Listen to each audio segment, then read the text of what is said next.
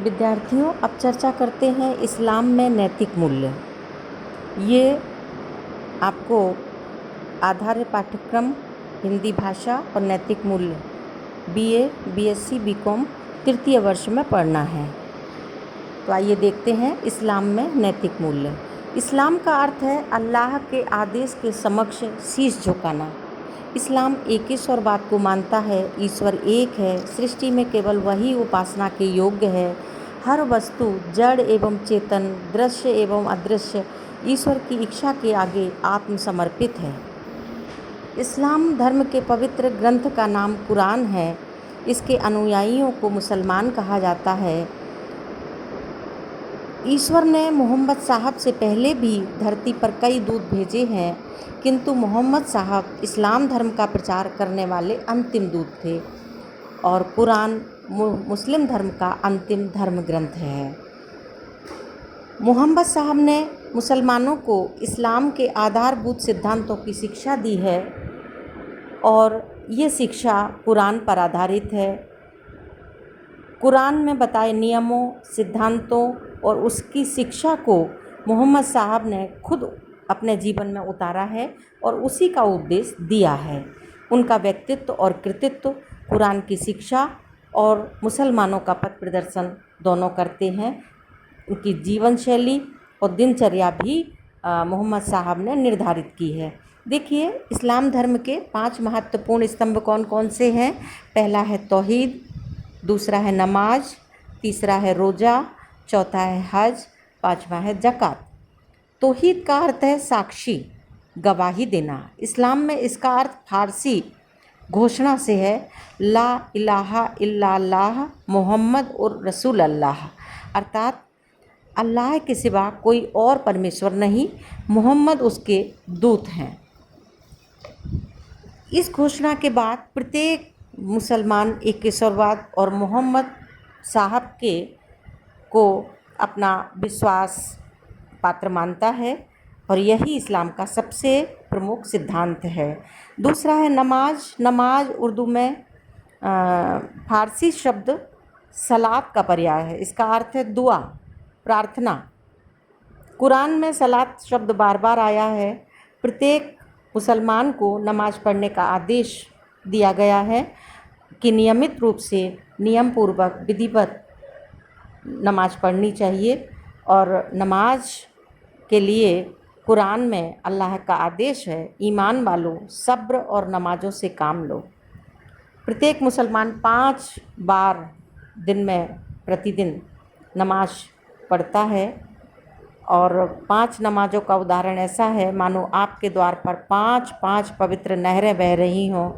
इन पवित्र नहरों में स्नान करके मन की संपूर्ण कालिक मैल धुल जाता है। मनुष्य का चरित्र निर्मल, स्वच्छ और निश्चल हो जाता है। ईश्वर की इस भक्ति और साधना से मन में शांति और संतुष्टि का भाव जागृत होता है। नमाज में 5 बार ईश्वर के समक्ष नतमस्तक होके हर व्यक्ति परिवार, समाज, राष्ट्र और संपूर्ण विश्व के कल्याण की प्रार्थना करता है। इसमें पापों की स्वीकारोक्ति, पश्चाताप और भविष्य में उनसे बचने के हेतु प्रेरणा मिलती है। अब रोज़ा यानी उपवास। इस्लामी पंचांग का 9वां मास रमज़ान है। इस पूरे माह मुस्लिम समुदाय का प्रत्येक व्यक्ति, स्त्री, पुरुष, बच्चे सभी उपवास रखते हैं। पूरे माह रोज़े रखना, रात में लंबी नमाज़ें पढ़ना, कुरान का पठन पारायण करना, मानव मात्र की उन्नति, सुख, कल्याण, शांति, समृद्धि हेतु प्रार्थना करना, दान धर्म करना, ईश्वर के प्रति आभार प्रदर्शित करना, ये इसके मुख्य सिद्धांत हैं। इसके बाद हज एक इस्लामी तीर्थ यात्रा है। यहाँ मुस्लिम लोगों के पवित्र शहर मक्का में प्रतिवर्ष होने वाला विश्व का सबसे बड़ा जमावड़ा है। हज मुसलमानों का महत्वपूर्ण धार्मिक कर्तव्य है।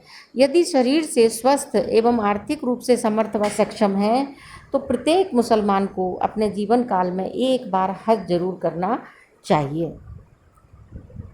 हज के दौरान व्यक्ति को ईश्वर का सानिध्य प्राप्त होता है। इस स्थिति में उसे अपने अस्तित्व की तुच्छता, संसार की नश्वरता, अपनी कमियों, पापों का तीव्रता से अनुभव होता है। यहाँ हज यात्री अपने पापों के लिए क्षमा मांगता है और आत्मावलोकन आत्ममूल्यांकन का श्रेष्ठ अवसर मिलता है। इस तरह से ये हज यात्रा करने से विश्व कल्याण मानव मात्र के प्रति व्यापक दृष्टिकोण का विकास भी होता है। अब पांचवा है ज़कात। इस्लाम के पवित्र ग्रंथ कुरान के अनुसार प्रत्येक मुसलमान को वर्ष में एक बार अपनी आय का कुछ भाग गरीबों ज़रूरतमंदों को दान करना चाहिए। ज़कात दान देने को कहते हैं। जो व्यक्ति समाज के वंचित हैं उनकी सहायता करना, संपन्न लोगों के धन का समान वितरण और उसका सदुपयोग भी हो जाता है। इस कार्य से मन में शांति और संतुष्टि का भाव होता है। दया सहानुभूति के भावों का चरित्र में समावेश होता है और ये दान या ज़कात स्वेच्छा और सहृदयता से किया जाता है। इसके बाद इस्लाम में पूरी मानवता के हित में सार्वभौमिक मौलिक अधिकारों का निर्धारण किया गया है। इस्लाम धर्म के 5 बुनियादी उसूल तौहीद, नमाज, रोज़ा, हक और जमात मुसलमान होने के लिए आवश्यक शर्तें हैं। ये सभी श्रेष्ठ सिद्धांत, श्रेष्ठ नैतिक मूल्यों पर आधारित हैं। इनका पालन करने से सच्चे मुसलमान के चरित्र का निर्माण होता है। इसके बाद संबंधों के प्रति व्यापक दृष्टिकोण अपनाते हुए इस्लाम में अपने परिवार, माता पिता, पति पत्नी, भाई बहन, संतान के प्रति, संबंधियों, मित्रों, परिचितों, पड़ोसियों, अनाथों, विधवाओं, बीमारों, वृद्धों, सेवकों, श्रमिकों, यात्रियों, अतिथियों, यहाँ तक कि वृक्षों, पौधों, जानवरों के प्रति दयालु, संवेदनशील एवं कर्तव्यनिष्ठ होने के स्पष्ट निर्देश दिए गए हैं। माता पिता के प्रति क्या व्यवहार होना चाहिए, कैसा व्यवहार होना चाहिए, वृद्ध व बीमार की सेवा करना। इस तरह से इस्लाम में जीवन के हर क्षेत्र में सूक्ष्म से सूक्ष्म बिंदुओं पर मुसलमानों का मार्गदर्शन किया गया है। उनकी जीवन शैली कैसी हो, दिनचर्या कैसी हो, नियम सिद्धांत किस प्रकार के हों, जीवन किस तरह से चले, इस हेतु निर्देशित किया गया है। अब कुछ नैतिक संदेश हैं। एक है नैतिकता का महत्व और प्रकृति। तो नैतिक मूल्यों पर बुनियादी तौर पर सभी धर्मों के समान इस्लाम की भी अवधारणा नैतिक मूल्यों पर आधारित है। इसमें व्यक्ति के चरित्र निर्माण पर विशेष बल दिया गया है। स्वाभिमान, दूसरों की भावना का सम्मान, परिवार, समाज, राष्ट्र एवं विश्व कल्याण की भावना तथा आदि गुणों का समावेश है। अब आप देखिए, इस्लाम धर्म में मृत्यु के बाद पाप पुण्य का हिसाब, लेखा जोखा होने पर विशेष बल दिया गया है। इस मृत्योपरांत जीवन की कल्पना के आधार पर संसार में जीवन व्यतीत करने की सीमित अवधि से अधिक सत्कार्य करने हेतु हिदायत दी गई है। ईश्वर का भय, पाप एवं पुण्य के आधार पर स्वर्ग एवं नरक की व्यवस्था पर विश्वास इत्यादि मनुष्य को नैतिक मूल्य आधारित जीवन व्यतीत करने हेतु इस्लाम धर्म में प्रेरित करते हैं। इस्लाम धर्म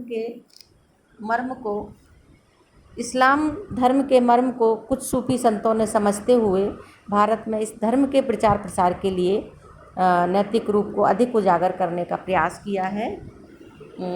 इस तरह से सूफियों ने प्रेम, सुंदरता का स्पर्श प्रदान करते हुए इस्लाम व स्वदेशी परंपराओं के बीच सामंजस्य बिठाते हुए महत्वपूर्ण कार्य किए हैं। आवश्यकता है इस्लाम धर्म में जो नैतिक मूल्य हैं उनका पालन हो और इसके उपदेशों ने और इसमें जो संदेश हैं उनको हम भली प्रकार समझें और पालन करने के लिए प्रेरित करें। धन्यवाद।